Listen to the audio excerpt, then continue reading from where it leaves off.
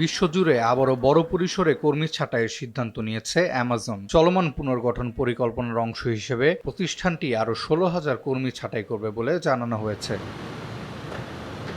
বার্তা সংস্থা রয়টার্স জানায়, গত বছরের অক্টোবর মাসে প্রথম দফায় 14,000 পদ কমানোর ঘোষণা দিয়েছিল অ্যামাজন। নতুন এই সিদ্ধান্তের ফলে মোট ছাঁটাইয়ের সংখ্যা প্রায় 30,000-এ পৌঁছাচ্ছে।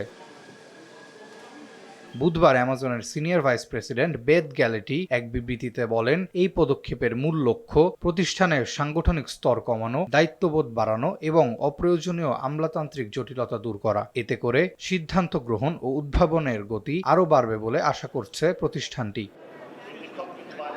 ওয়ালটন বিএলডিসি ফ্যান, খরচ বাঁচে 65% পর্যন্ত। ওয়ালটন বিএলডিসি ফ্যান ছড়ায় স্বস্তির সবুজ হাওয়া।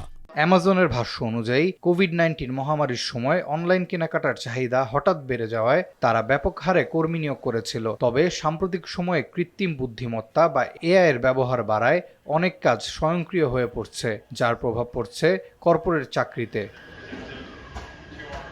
এদিকে মঙ্গলবার অ্যামাজন ওয়েব সার্ভিসের কিছু কর্মী ভুলবশত প্রজেক্ট ডন নামে একটি ইমেল পান, যেখানে ছাঁটাই পরিকল্পনার উল্লেখ ছিল। এতে করে হাজার হাজার কর্মীর মধ্যে উদ্বেগ ও অস্থিরতা তৈরি হয়।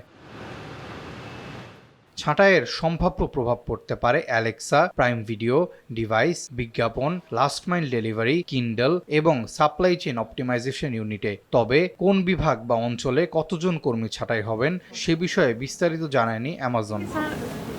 রোবোটিক্স ও এআইতে বিনিয়োগ বাড়িয়ে খরচ কমানো এবং দক্ষতা বৃদ্ধির লক্ষ্যেই এই কঠোর সিদ্ধান্ত নিচ্ছে অ্যামাজন, এমনটাই জানাচ্ছে প্রতিষ্ঠানটি।